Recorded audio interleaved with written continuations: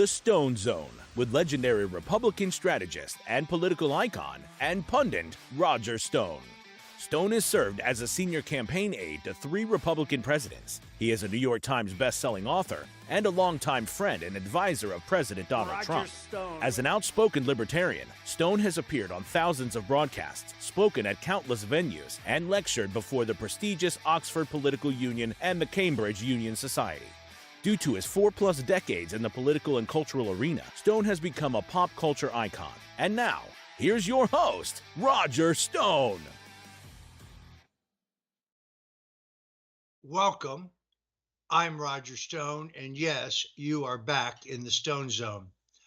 Recently, I named Mayor Eric Adams of New York to my international best and worst dressed list. This is a list I have compiled and published for 16 years. Here is Mayor Adams' reaction on this issue. Just a second quick. Roger Stone included you in his list of best dressed men in 2024. I'm curious what your response is to that. I don't know why, I don't know why I was included. I just wake up in the morning and I dress the way I feel. Some days I just, keep on a pair of sweats and some torn up sneakers, so everybody have different styles that they like. I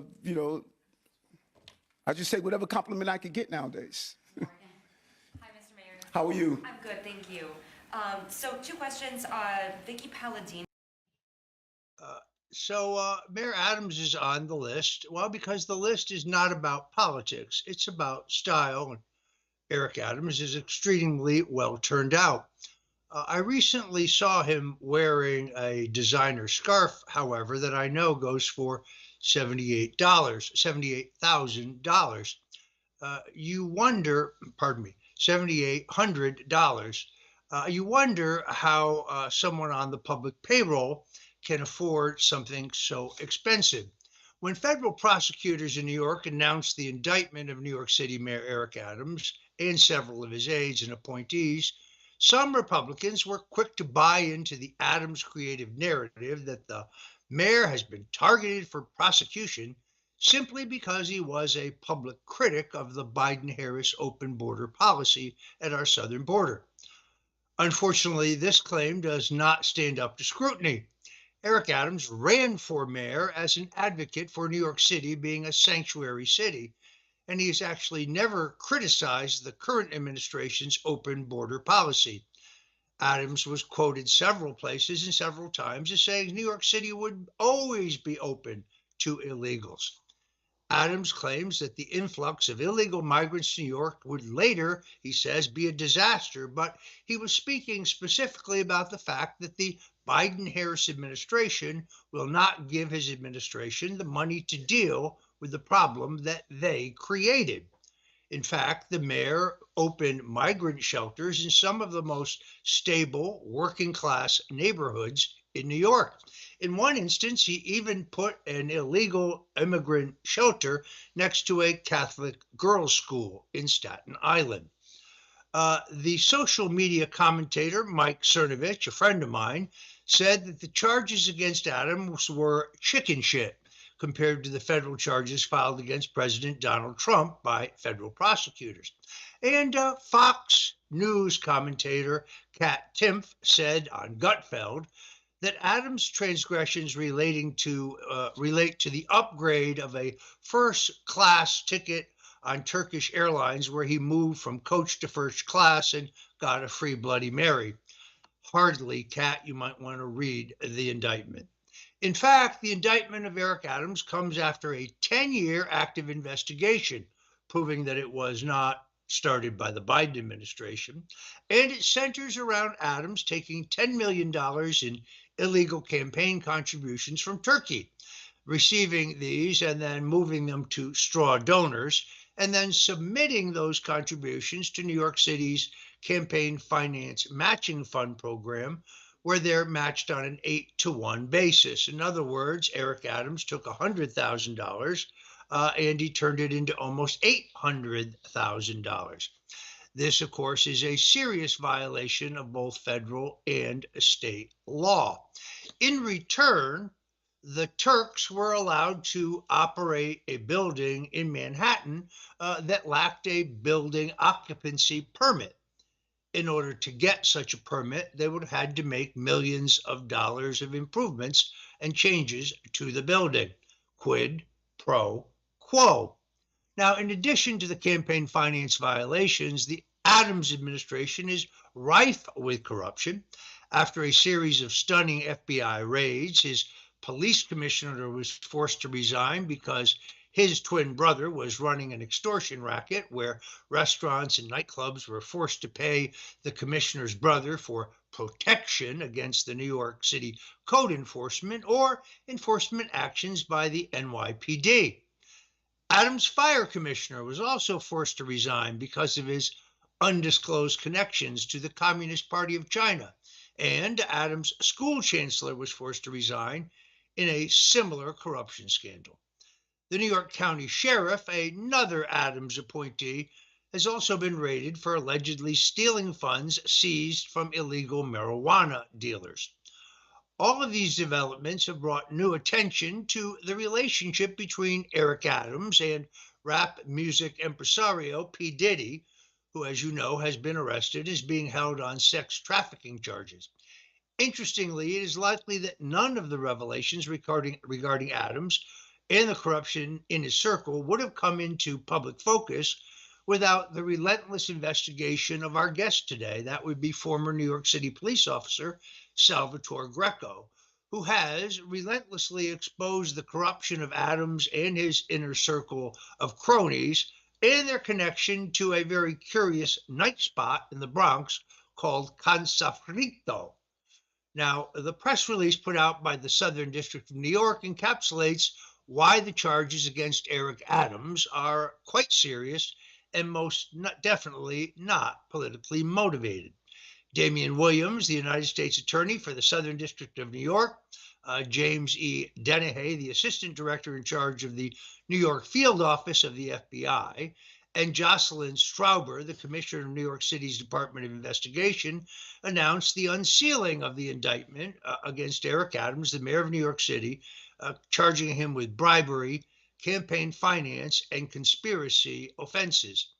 This case has been assigned to U.S. District Court Judge Dale E. Ho. U.S. Attorney Damian Williams said, and I quote, "As alleged, Mayor Adams abused his position as the city's high select official, and before that as a Brooklyn Borough president, to take bribes and solicit illegal campaign contributions. By allegedly taking improper and illegal benefits from foreign nationals, including allowing a Manhattan skyscraper to open without a fire inspection, Adams put the interests of his benefactors, including a foreign official, above those of his own constituents. This office and our partners in the FBI and the DOI will continue to pursue corruption anywhere in the city, especially when that corruption takes the form of illegal foreign influence in our democratic system." FBI Assistant Director James E. Dennehy said today's indictment of Adams pardon me, serves as a sobering moment because it also sends a powerful message to every elected official in this country. Public service is a profound responsibility, and it should be a noble calling. When that's perverted by greed and dishonesty, it robs us of our trust. This is a reminder that no one is above the law or beyond a reproach. The the DOI Commissioner, Jocelyn Strouber, said, "The indictment unsealed today alleges that Mayor Adams abused his power and position for nearly a decade, obtaining personal benefits and illegal campaign contributions from foreign nationals and others, giving them undue influence over him. As charged, this illegal conduct compromised the integrity of Adams as an elected official, and New Yorkers expect and deserve better." As alleged in the indictment, for nearly a decade, Adams used his prominent positions in New York City government to obtain illegal campaign contributions and luxury travel.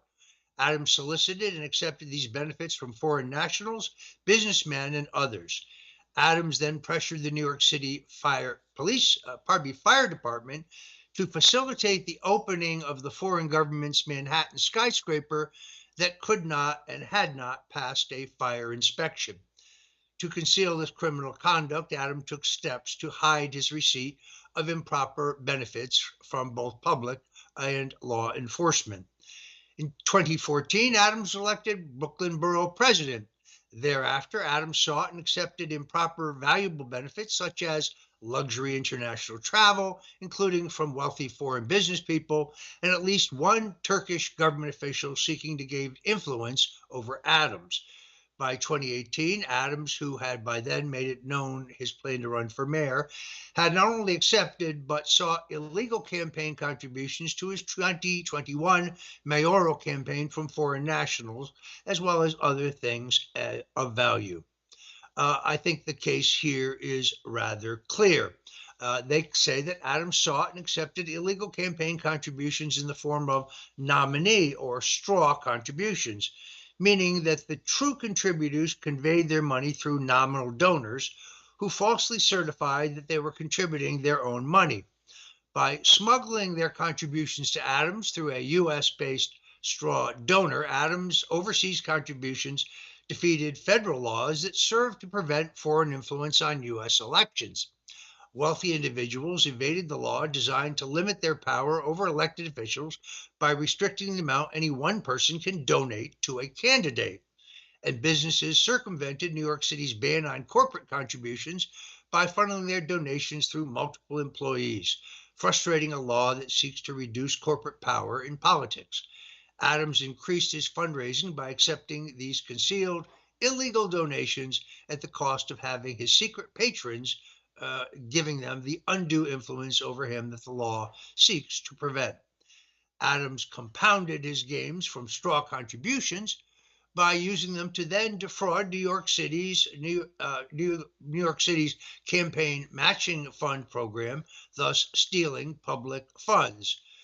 This matching fund contribution program from individual city residents actually matches up to 8 times their amount in public funds, designed to make New Yorkers, but not New York residents, a greater voice in our elections. I think the case here is overwhelming. You can go on to read this entire piece, which I have posted online. But here to help me break down what's really going on regarding Eric Adams, and more precisely, the campaign he has mounted to reposition himself as pro-MAGA. Joining me now to help break this down before our guest is Troy Smith, the editor-in-chief of Slingshot.news. Roger, it's always an honor to be with you. And, to hear you recount kind of the epic corruption of Eric Adams there, we're going to have a lot to cover today. So, as always, an honor to be back with you. All right, great. Thank you for joining us. Pardon me, joining us now, the man who knows more about this than anyone else. That would be former New York City police officer Sal Greco, a man who served the city of New York as a police officer with an unblemished record of service to the people of New York. Sometimes Sal Greco was assigned to some of the most dangerous precincts of the Big Apple, the graveyard shift.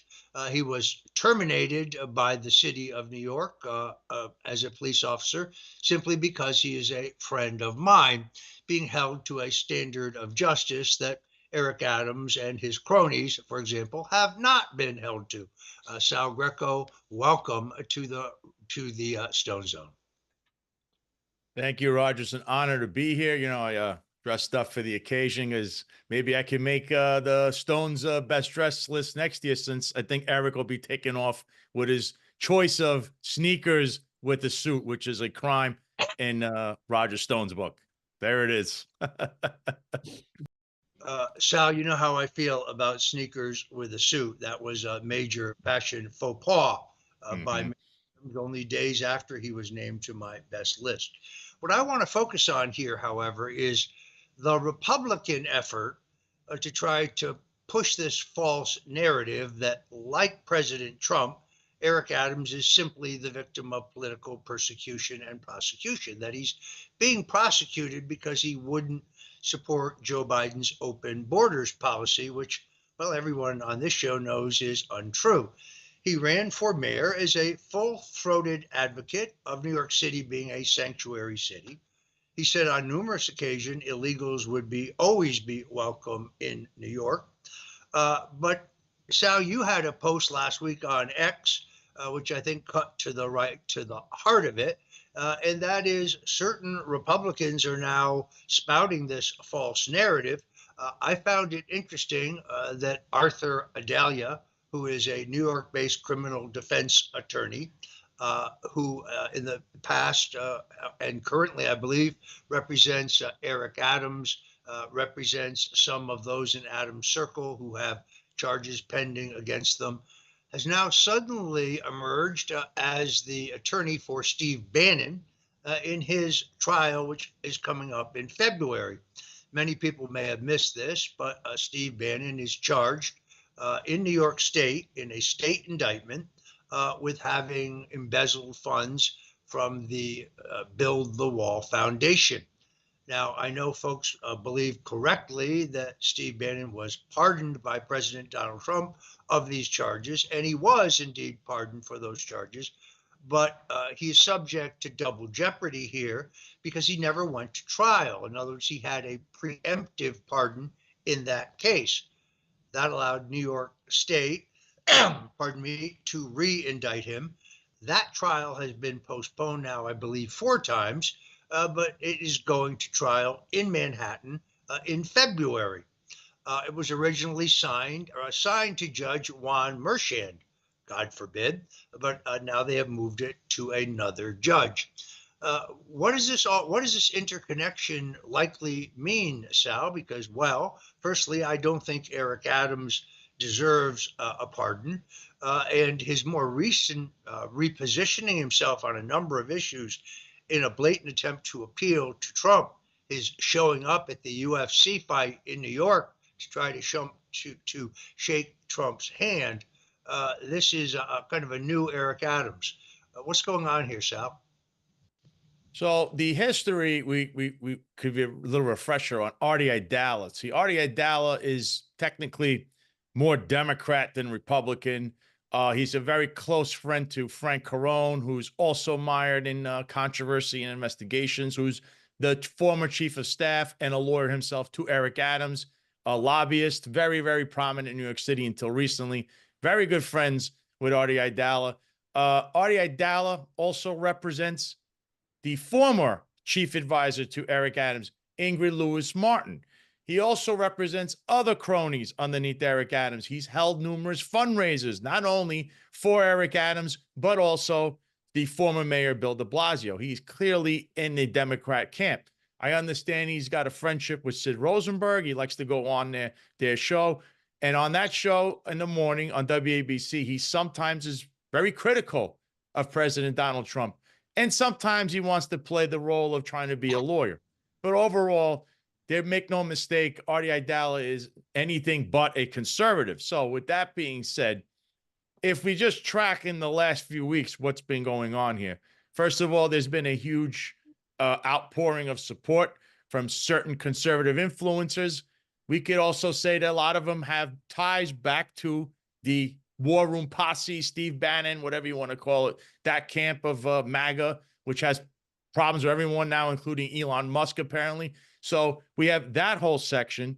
But there was a Republican gala, or we're going to call it the Young Republican Gala, that was in December, same night that we had the Italian American Civil Rights League dinner in New York City. And apparently it was reported that Eric Adams was supposed to be a guest speaker at this gala. And the only reason that gala did not occur was because Chief Advisor Ingrid Lewis Martin, who is now under indictment, it was leaked that she would be indicted that week.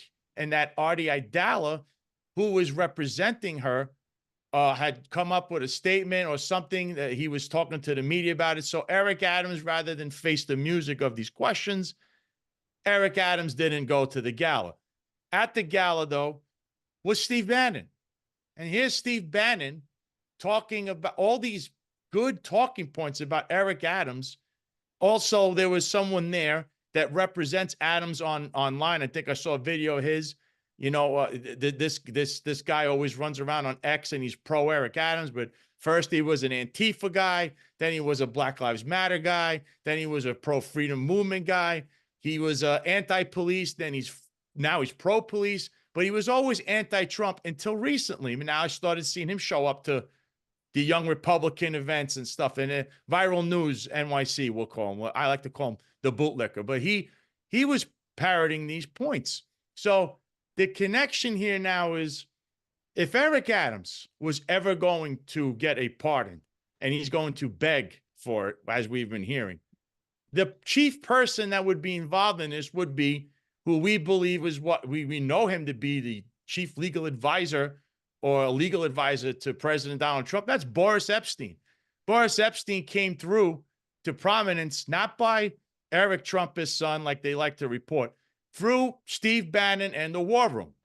Therefore, the connection continues to be Steve Bannon, Boris Epstein, these young Republicans, and certain conservative influences back to Eric Adams. None of this would make sense because Eric Adams is a progressive Democrat that was pro-sanctuary city and invited illegals into New York City. So why is this all going on? And now Artie Aidala is the lawyer to Steve Bannon. And clearly there would be why is there even a connection there? Now, I know the Post wrote that he was Rudy Giuliani's lawyer. Rudy Giuliani used him, I believe, for 1 second when he initially had to show up for arraignment or for a pretrial motion in Georgia. Rudy Giuliani has his own lawyers, so I don't know where the connection back to Rudy is other than this one instance. I know they know each other, but very clearly Artie Aidala is an Eric Adams guy, and Steve Bannon's now being represented by an Eric Adams guy. So the connection here and the rumor is exactly what I've said. It's Bannon back to Boris to President Trump, and this is how they're trying to beg for this guy to get pardoned. And we don't really know why, and why are they even involved with each other, because it's opposites attract, or what is it? I can't understand it. Well, Sal, I must tell you, since it's been used on me, I'm very sensitive to guilt by association, and therefore you put together a theory. Some parts of it, of course, are entirely provable. Arthur Aidala, who is a good lawyer, putting aside his politics or any of his personal qualities, is now definitely representing Steve Bannon. I don't know, I have no evidence or proof of the involvement of Boris Epstein, who I know. We shall see. Guilt by association is unfair, whether it's used on the right or the left, but we shall see. The more central question, though, is the repositioning of Eric Adams, which I find interesting. Now, suddenly, Eric Adams is concerned about the treatment of the January 6th detainees. He didn't say anything about that 4 years ago. Now, suddenly, Eric Adams is concerned about the FBI classifying parents who go to school board meetings to talk about the curriculum being forced on their children as domestic terrorists. I welcome his new support, but he didn't say anything about this when it was first unearthed over 3 years ago. So he's trying to reinvent himself, and I don't think it's going to work. I do know and can report exclusively that he was scheduled to speak at the multicultural inaugural ball during President Trump's upcoming inauguration, but that invitation has been withdrawn. We still get down to the bottom line here of who is Eric Adams really, and is the prosecution against him politically motivated and the charges, as some have said, flimsy. I think that the statement I read at the top of the show kind of kills that narrative. Troy, your thoughts? Well, gentlemen, both of you, I kind of want to pose a question to both of you, and that is there's also a connection, I believe, between New York City officials and Steve Bannon, and that is a Chinese billionaire by the name of Guo Wenge. Now, he was this is Miles Guo, as people are commonly, know him. This is an individual who is very pervasive, especially with his money in New York City. and he was just recently charged with fraud. Now, in 2020, Steve Bannon appeared in a video with Miles Guo, telling people that they were starting a new government in China, a new opposition to the Chinese government. Miles Guo was just convicted in July of this year for defrauding investors in that project in which he appeared with Steve Bannon. So to Sal's point there, but I want to ask you guys, and I just want to highlight as well here, just on September 17th, the New York Post published a report showing that the fire chief there had serious ties to Chinese officials, and foreign influence has been pervasive throughout this entire investigation into New York officials. Do you think that this is a possibility, that Miles Guo may be the connection between Eric Adams and Steve Bannon that might have a play here? Well, I'm going to say this. He definitely has ties, Eric Adams, to the Asian community via Winnie Greco, who herself was rumored to be indicted until apparently also rumored that she is now a witness / informant, because her indictment never came. So the ties back to China, there's also someone else that was indicted that was also a straw donor, that was a donor to Eric Adams in the last 6 months, I believe. So again, there's ties back to China. Clearly, Steve Bannon has that via Miles Guo and other factors. They had another company, I believe, together, Getter or something, had something to do with Miles Guo. So Miles Guo's name keeps coming up. The fact that, though, he's right now incarcerated is very interesting, because I think that he would have a vast knowledge of information if he could speak in regards to the real connection back to Bannon, or if there is any with Eric Adams. And again, if, Eric has no problem. I mean, he's thrown a lot of money around. And the initial point also was Boris Epstein. The reports I read were that he was attempting to, ask for money to these, I guess, to people that Trump nominated to be in his cabinet. Therefore, that now is going to become one of the questions in regards to anybody being nominated through the Senate process is, did Boris Epstein offer any money? So with that being said, you could see where Boris lies would be that connection to say, well, if he's searching for a pardon, this is the guy that they would target in the entire cabinet administration. There's no one else they could possibly talk to get to President Trump and say, what do you think about pardoning Eric Adams? Because clearly a preemptive pardon, which, by the way, was also what happened. It was Steve Bannon that received the preemptive pardon, and everyone else, he got a preemptive pardon. Therefore, what's the strategy? That's the person that would know the strategy. Bannon, there's all these, allegations of ties back to Eric Adams out of nowhere. It could be through China, could be through Miles Guo, could be through Boris Epstein, but very clearly, we know that for a fact Eric Adams has these ties because of Winnie Greco. Once again, Sal, I just want to say that there's a certain logic to what you say. On the other hand, I've seen no hard proof of it. I would really, you're right. The Senate, the New York Times highlighted the fact that they're asking questions about Boris Epstein. But again, that's speculation. Let's see how that unfolds. The bottom line here is that I think the president should not be sold a bill of goods. If the president believes that Eric Adams was persecuted and prosecuted like Trump was with political motivation, that is simply untrue. Well, I'm hopeful the president will read my long Substack piece on this subject. We're going to have to move it along to go to the political news. I want to thank our guest, Sal Greco. Sal, tell folks where they can see the Sal Greco Show. Sure, folks. So if you want, you could check me out at the Sal Greco Show on Rumble and YouTube. Also, if you can, I have a cadre of people that have helped me behind the scenes, and they're all cops. It's John McCary, Eric Dim, Marlon Bethel of the Finest Unfiltered podcast. Yes, some of my stuff is a theory, but of course, I have the accolades behind me to prove that my theories most of the time become true in effect. So I like to do that. I also present facts, and I try to stick to fact-based analysis of things. So thank you for the time, Roger. And I really hope to see Eric Adams going to trial and being held accountable in some shape, way, or form. All right. Thank you very much for our guest, Sal Greco. Folks, yesterday, if you watched the show, I was wearing a hat that said "Make America Italian Again." And we've had so many inquiries about that hat. I want to tell you where you can get your very own cap.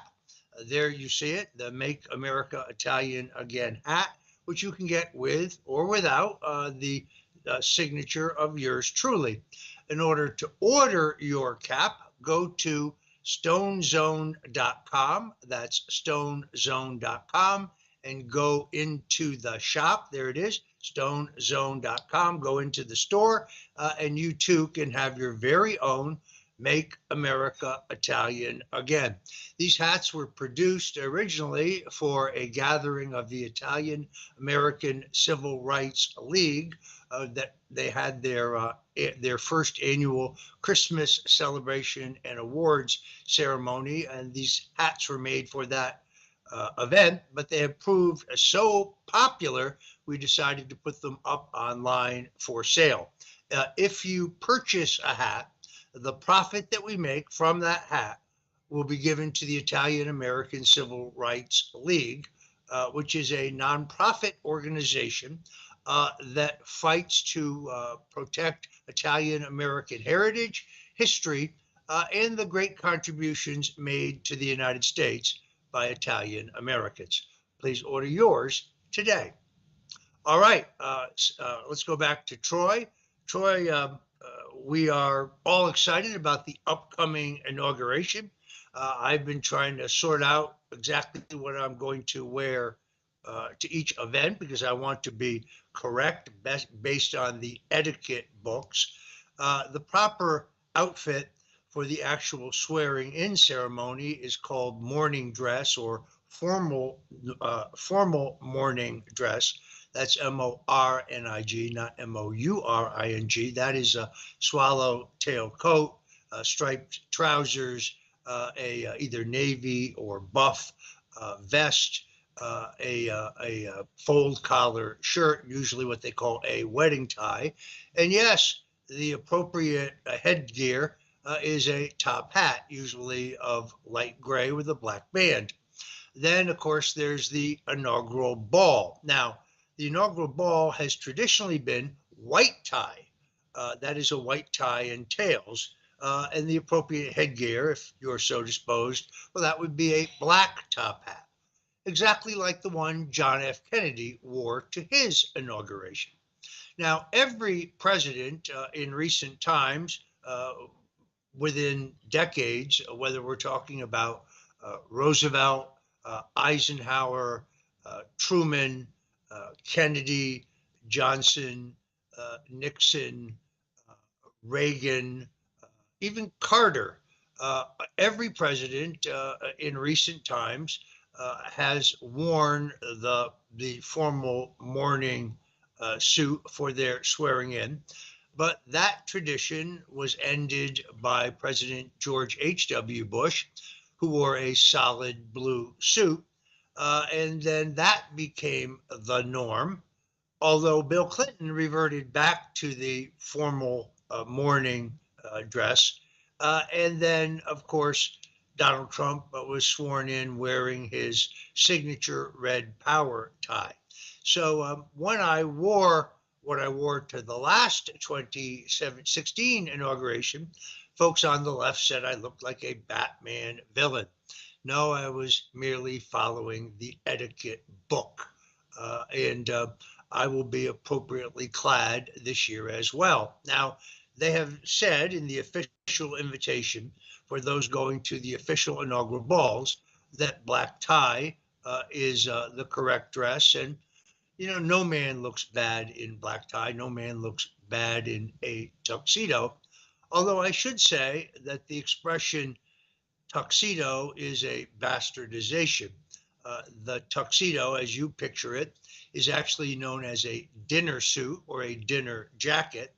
But it got the name tuxedo because it was invented in Tuxedo Park, New York, where members of the upper class wanted something more comfortable than their tailcoats to play cards at bridge or to socialize in or for dinner.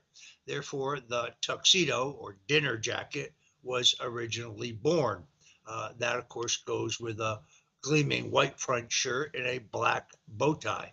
Now, you can dress it up with a brocade vest. You can have variations on the theme, but one thing you should never do, whether it is white tie and tails, whether it is formal morning dress, or whether it is a tuxedo, you would never ever wear it with sneakers. Well, of course, Roger. And I want to say, I'm glad that you're attending the inauguration. And I'm proud to announce here on the Stone Zone that Slingshot News will have a correspondent at the inauguration.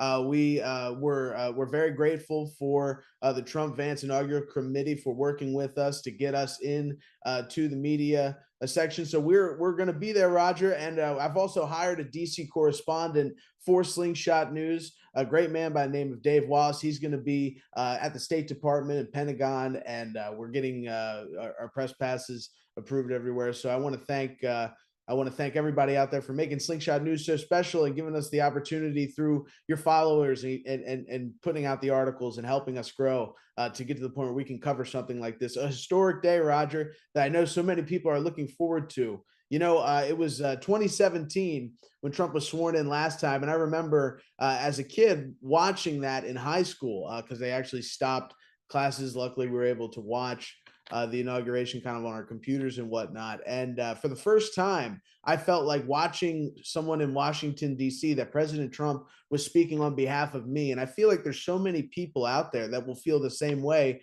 when Trump is sworn in. You've had the experience, Roger, of being at so many inaugurations.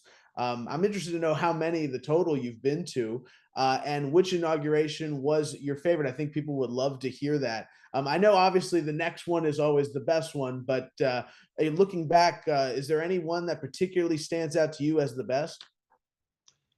Troy, I guess the best one was the first one, 1969. I was obviously very young. I had worked at the 1968 Nixon campaign as essentially a gopher for campaign manager John Mitchell, assigned specifically to a press aide by the name of Mort Lyndon Allen, a Texan who worked for Pat Buchanan. Interestingly enough, the Nixon headquarters in 1968 was the Willard Hotel. The Willard Hotel had been closed down for some time. The Nixon people were able to rent the entire hotel, which at that point was pretty shabby. The Willard Hotel has two other significances in my life. It is the hotel in which my wife and I were married, but it is also the alleged location of a so-called war room on January 6th. Now, a number of reporters, a number of journalists, a number of jerks have written on social media that Roger Stone and Steve Bannon and Rudy Giuliani and John Eastman and Kenneth Chesborough, I don't know those last two gentlemen, were all in a war room at the Willard Hotel planning the assault on the Capitol January 6th. That is a defamatory lie. I was never in any war room at the Willard Hotel. If there was a war room at the Willard Hotel, I am unaware of it. And in fact, the Washington Post actually confirmed through three different sources that I was not involved in any way in the efforts to delay the certification of the Electoral College vote, and I was not in any war room at the Willard Hotel. Anyone who wants to say otherwise, well, they would be subject to legal action because that is a falsehood. Let's continue with the news, Troy. Well, Roger, we have a lot to get to today, so I want to thank you for that. We had President Biden announcing something yesterday I think was insulting to millions of Americans who have been really, I should say it's insulting to millions of Americans who watch the news, but really insulting, truthfully, to the people who have been affected by these California wildfires. While the U.S. continues to send billions of dollars to Ukraine, Roger, and while Anthony Blinken has pledged to literally send every dollar possible to Ukraine before Trump takes office, Biden has announced that he's going to send just $700 to victims of these wildfires out in California. So, we send billions of dollars to Ukraine. We send billions of dollars to Israel. Basically, every country in the world receives billions of dollars in aid. When it comes to our own citizens in Maui, we saw, I think it was $600. They've upped that to $700 this time. So people who lost everything, their homes, their lives, everything they've ever built, $700 in the mail, doing nothing for them. I want to get your opinion on this. Let's roll that clip. And I want to be clear. We're not waiting until those fires are over to start helping the victims. We're getting them help right now, as you all know. People impacted by these fires are going to receive one-time payment of $770, one-time payment, so they can quickly purchase things like water, baby formula, and prescriptions. So far, nearly 6,000 survivors have registered to do just that, and $5.1 million has gone out. Whoop-de-doo, $770. This kind of reminds me of the fires in Hawaii, which I still find extraordinarily suspicious. The ramifications for California are going to be really incredible. First of all, there's the displacement of voters in Southern California. Back decades ago, this would have been disproportionately harmful to Republicans. That is no longer the case. California, having moved from being a right-leaning state to being a swing state to being one of the most solidly blue states in the country.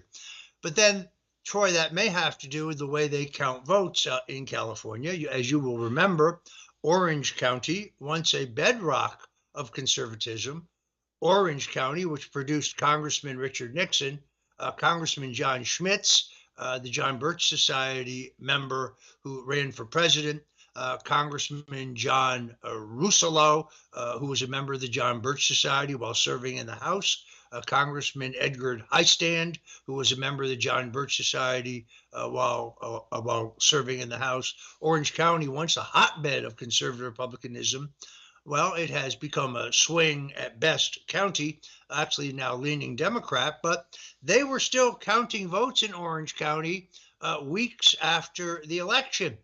You wonder how a wealthy county like this with sophisticated computerized voting systems, that could be the case. But gee, they kept finding missing votes for Democrat House candidates. And here's an indisputable fact. More people voted in Orange County, California than are registered to vote. The fires, which are, of course, tragic and horrific. And yes, we pray for those who've had their homes destroyed, their every possession in that they own destroyed in the flash of an eye.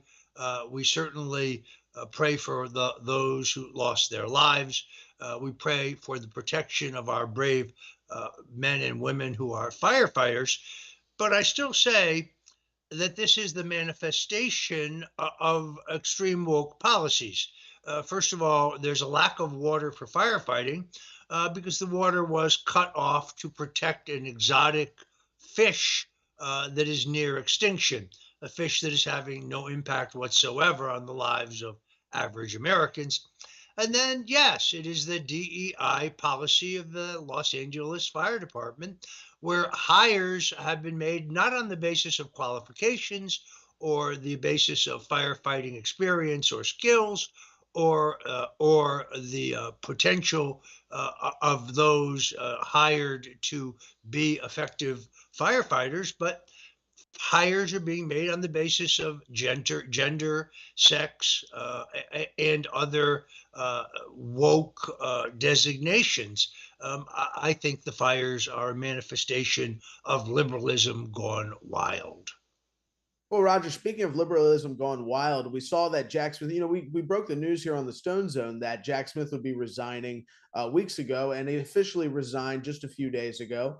And we have his report, and there's really nothing in the report, nothing damning whatsoever. But the liberals are salivating over this, showing clips of it on the mainstream news, and claiming that basically, if the investigation was allowed to continue, which it totally was, they resigned on their own volition. There's no reason they had to resign other than they wanted to basically release this report, which was which they claim would be damning on the president in the mainstream media. So let's roll this and get your thoughts. This looks like a wrap-up smear to me, the Pelosi tactic that she talked about. Let's roll that.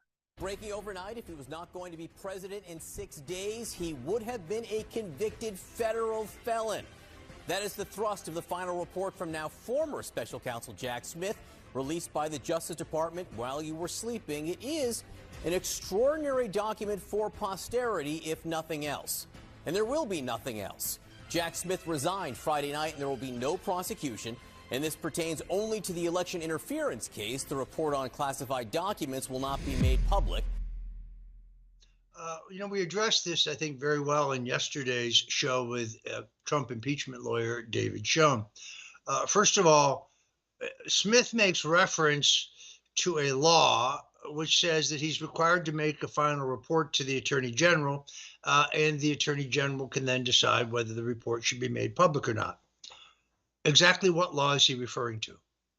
There is no special counsel law. It has expired. There is no independent counsel law. It has also expired. So what there is some regulatory scheme put together by Merrick Garland, which has been declared by a federal judge in Florida to be entirely unconstitutional. Yes, Smith is appealing that, but I predict that Smith will lose that appeal, just my opinion. So the purpose of this, the release of this report, is a late, nasty hit at Donald Trump. And here's the key point, in which he has no legal forum to respond. This is the unfairness about it. As I said on yesterday's show, there are some very, very serious complaints filed with the Department of Justice of misconduct and corruption against Mr. Smith. I never believed the Biden Justice Department would do anything about those, but perhaps under Donald Trump, when the Department of Justice returns to the rule of law, as opposed to talking about it like Andrew Weissman, but the actual rule of law, where criminals who actually commit crimes are face consequences rather than crimes being invented and charged against people like Donald Trump, General Michael Flynn, myself, George Papadopoulos, Carter Page, and others. Perhaps those very serious charges of misconduct against Mr. Smith will be investigated. I think that is only fair. Let's move on. Absolutely, Roger. We have big news today as Pete Hegseth is going through his confirmations hearings. We have footage of the Trump nominee arriving. But before that, we put that up. Let's put up President Trump's statement this morning on True Social. Pete Hegseth will make a great Secretary of Defense. He has my complete and total support. Good luck today, Pete. Let's roll that clip of Pete Hegseth and get Roger's thoughts. Do you think he will be confirmed? What kind of opposition do you think we'll see from the Democrats? Let's roll it. Pete Hegseth a moment ago arriving with his wife Jen, walking down the hallway there, heading into a hearing that will begin in about 7 minutes time, Dana. And when it does begin, you're going to hear from Roger Wicker, the chairman from Mississippi. He'll chair it. Jack Reed's the ranking Democrat on the committee out of Rhode Island.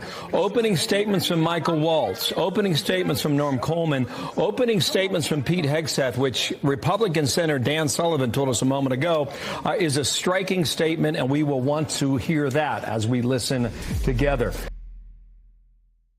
This is really good news, I think, for all of the president's nominees. I was just looking at a statement. Senator Thune announced roughly a week ago that Robert F. Kennedy had enough votes to be confirmed. Then I saw today that Senator Lindsey Graham announced that he's going to oppose Kennedy. My guess, of course, is that Senator Graham's offices across South Carolina are probably awash in protesting emails, text messages, and phone calls from many of the mothers of America who are concerned about the trend towards child disease which is really, I think, a very, very legitimate issue. Chronic childhood diseases, including obesity. Disappointing, but not surprising when it comes to Lindsey Graham. Yes, I do think Hegseth is going to be confirmed. I think Robert Kennedy is going to be confirmed. I think Tulsi Gabbard is going to be confirmed. And I think Kash Patel is going to be confirmed. But this I can tell you, the president's patience are not infinite. He will play the game, he'll go through the process. But if advise and consent, as required by the Constitution, is abused, and this becomes an ideological witch hunt in which nominees are being opposed not because of a lack of qualifications, but because of a position they have taken in the past that some senator doesn't like, well, two things are going to happen. Trump will go to recess appointments for some positions if he needs to. And some Republicans who take that view will face very, very aggressive primary challenges at home. Why? It's not a threat. What it is a recognition that the people have spoken. If the senator for, let's say, South Dakota wants to consider voting against a Trump nominee, perhaps he should study the voting results in his home state in the last election, where Donald Trump won South Dakota by a record margin. So I think any Republican who's up in 2026 who doesn't understand their real role here in advise and consent and votes on an ideological basis is going to face consequences. And I think one way or another, the president is going to have his nominees. Well, Roger, and you know what's really unbelievable about this is that we've been through years and almost seemingly decades of these weak Republicans who have stood for nothing, and they've failed in national elections. We see elections really on the verge of either going Republican or Democrat. And it's only through the Make America Great Again policies of President Trump, President Nixon, and President Reagan that we've seen overwhelming support from a large coalition of Americans. So what is the holdup for these individuals in Congress who are looking at what the situation that they have in front of them and saying, yeah, I think I'm going to oppose Trump? That seems like an unbelievable decision that only highlights these people hate the country and, more importantly, hate the people that voted for Donald Trump. No? No, I think you're absolutely right, Troy. Look at the fake news media onslaught of attacking Trump is not going to stop. These people are very bitter about losing the election. They had a monopoly on discourse in this country during the 2020 election. So one of the reasons why I think that election was stolen. With Elon Musk kind of breaking their monopoly by purchasing Twitter, now known as X. No, the platform is not perfect, but it's one hell of a lot better than it was when people like I were just arbitrarily, people like me, pardon me, were just arbitrarily canceled without explanation. And now we see the folks over at Meta saying that they're revisiting their censorship policies. They've hired some Republicans, although those Republicans are definitely of the establishment stripe. Mark Zuckerberg gives $1 million to Donald Trump's inauguration. Well, that means he's only $499 million short of what he spent to try to steal the 2020 election from Donald Trump. I don't think the president is cowed or fooled at all by this move. Well, I think that's a good analysis, Roger, and I think a lot of people are going to be happy to hear that because there is an effort by a lot of these people to get in on the president, and there is, I think, a lack of respect for the president's, authority, really, and people, especially that are, insinuating that somebody puts a couple dollars towards a certain cause and they all of a sudden have control over the president. I don't think that that's the case. And in what I've seen and what I've reported on and just watching the news, the president really is his own man. He's always been his own man. That's why he is who he is. It's why I think Americans respect him and love him. And there's nobody that puts words in his mouth. There's nobody that puts thoughts in his head. He is his own man. He's developed these things. And if you want to know, you look back and say, well, how do I know that? Roger, you listened to Trump in 1988 when you first said, that you should probably consider running for president. You were one of the first people to say that to him. He was talking about the tariffs. He was talking about countries ripping off the United States, almost the exact same things he's running on today. Yeah, it's absolutely true, Troy. What you say is accurate. Donald Trump has been amazingly consistent on the issues that he has that motivate him. In 1988, Donald Trump and I took an exploratory trip to New Hampshire, where he was sticking his toe in the water, thinking about running for the 1988 Republican nomination. He gave a speech to the Portsmouth, New Hampshire Chamber of Commerce. This is reflected in the movie Get Me, Roger Stone. And it was kind of the first time I saw the Trump magic, in a political context. And what did he talk about? Us getting ripped off in trade deals. This is pre-NAFTA. Us not requiring our European allies in NATO to pay their fair share for their own protection. The weakness of our military, which had been allowed to atrophy under Democrat presidents, and the fact that, America wasn't winning anymore. This is the same theme that he picked up in 2016. So Trump has been amazingly consistent, including his advocacy of the use of tariffs as a club, as a threat, to get better trade agreements with our trading partners, which are beneficial to both countries, not just beneficial to them. Donald Trump has always opposed the NAFTA or TPP style one-size-fits-all trade agreements. This has been a signature issue for him throughout his political career, and it was a favorite topic of his before he got into politics. He also has a deep love and respect for our military. That's why this fake story by General John Kelly, who claimed that the president standing in a military cemetery referred to those who gave their lives in their service to this country as suckers and losers.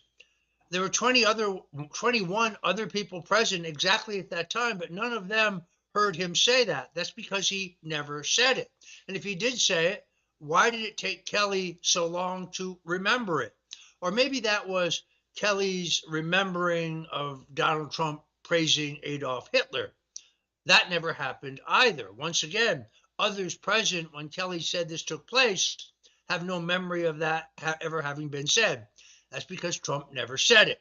But Kelly remembered that incredibly just days before the election. How about that? What a memory. Look, these smears are going to continue. Those that Trump has beaten and beaten badly continue to be very, very bitter about his landslide victory. I've said it before, and I will say it here again. America is about to enter a golden age. Let's call it the age of Trump. This will be an era of unprecedented peace, prosperity, security, justice, and yes, law and order. As I get ready to leave for the inauguration, I'm reminded of the signature line of Donald Trump. And I think it sums it all up. And these will be the final words of today's show. The best is yet to come. Folks, thanks for joining us today on the Stone Zone. On behalf of my co-host, Troy Smith, and myself, we appreciate you. You can watch the show by going to Rumble.